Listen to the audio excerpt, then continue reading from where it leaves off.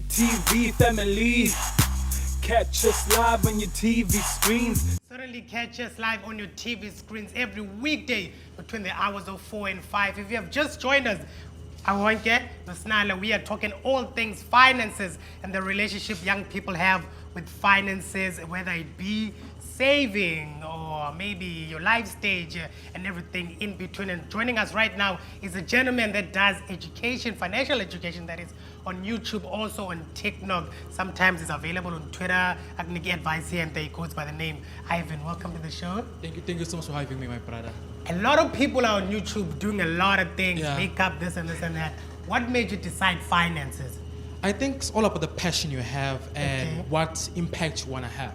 I was a person who's always been an activist and wanted to push a sense of conversation. Okay. And I felt the need amongst young people, mostly students, because I'm one person that's like grounded amongst the aim of what students want to achieve. So let me say, and I saw a niche that students are not talking about finances. Students are not talking about investing, saving. So like this is a niche that I need to capitalize on, that will work to build myself as a brand, but also helping my fellow students and helping the young people, young professional in general. That's why I saw the niche and I capitalize on it. Absolutely. So YouTube is a huge platform right now Yeah. that most people go enter Yeah. and they find themselves within YouTube to educate other young people out there. They've got different content, and whether Yeah. you are doing financial advising, how do you then go about encouraging young South Africans to actually start saving? Because I mean, like, we live in a country with so many socio-economic issues and factors. How do you go about doing that? I think the one thing that people forget is that students are hungry for information. Yeah. Students, young people, everyone just is hungry about the information.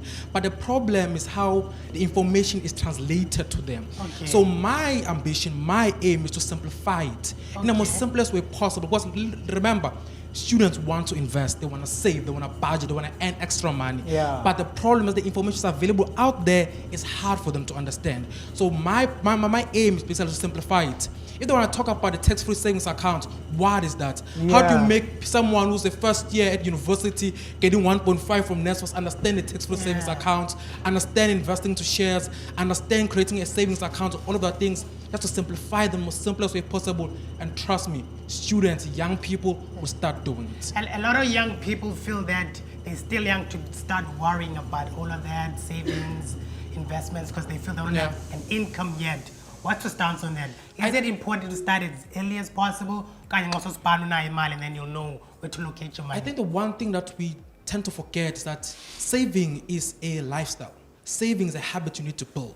So as a student, it's not about how much you can save, but building the culture to get used to saving. Because if you're not getting used to saving when you have 1.5, trust me, when you have 6,000 rand or 20,000 rand coming into your Yeah. bank account, you are not going to be able to do so. So my ambition is to ensure that young people start with that 1.5 they get from NSFAS, that rand they get from there and there. At least put 10 rand away, get used to it. Your mind must get used to the culture of saving, the culture of investing, the culture of budgeting with as little money you have, so that when you have that big amount of money, then it becomes a natural thing to do for yourself. So that's why we need to start it now as young as If we I'm a are. student right now and I'm watching this show and I'm Yeah. interested in investing, where can I start with my 1.5? I think the one thing, the platform, I'm not sure if I'm able to name them here, but there are platforms which give you access to the Johannesburg stock market. You can use whatever amount of money. I think you that can have. mention, because like this for is example, something the that brokerage we- platform like Easy Equity, Yeah. with 10 cents, you can become a share owner of Capitec. With 1 rand, you can become a share owner of Standard Bank, whatever the company that you know is listed in the GSE, whatever amount you have, you can become a shareholder and benefit from becoming an investor into those particular companies. For example, 2005, Capitec shares were going for 20 rand. 2021 now. Yeah. 2021, they are going for almost 1,700 rand. Just imagine if young people can start doing that with the 20 rand we have, the 5 rand we have, the 100 rand we have, just start investing.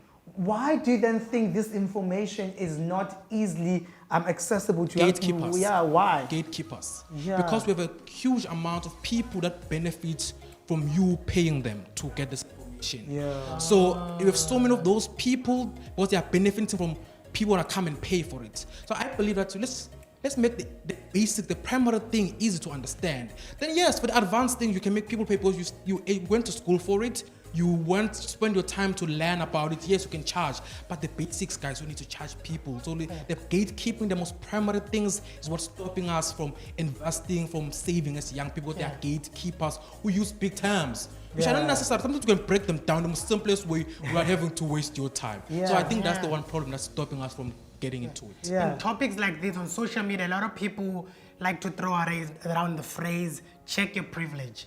So if maybe you're saying save, invest, a lot of the 20 Rand, and then I feel circumstances don't allow such, what's your take on maybe the privilege?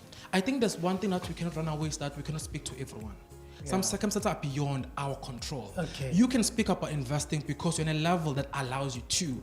For someone else, that's a total different thing, and you cannot cover everything at once. But I think the one thing that I still come back to is the culture.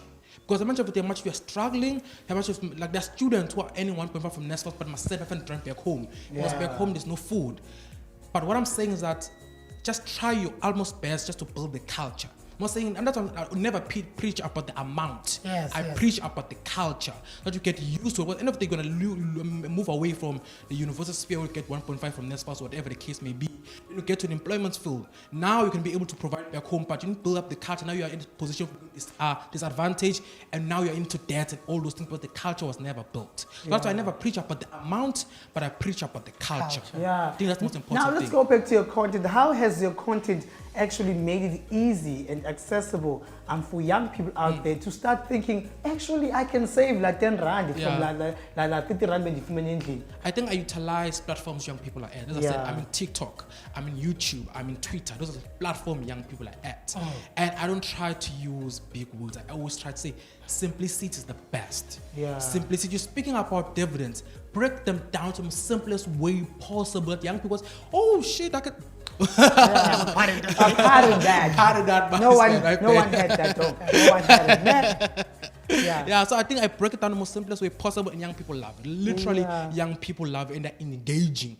Like when you see someone say, "Hey, Ivyn, I bought shares of Standard Bank for like the 50 Rand I had, and now I'm getting dividends of like 20 cents." But for me, for young people, that 20 cents is a lot.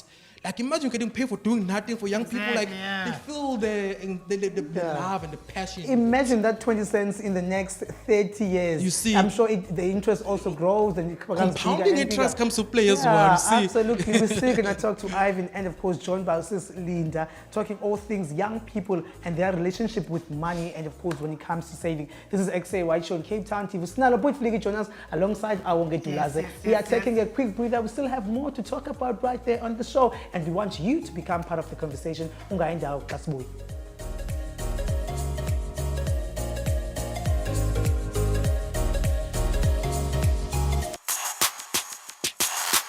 CTV family.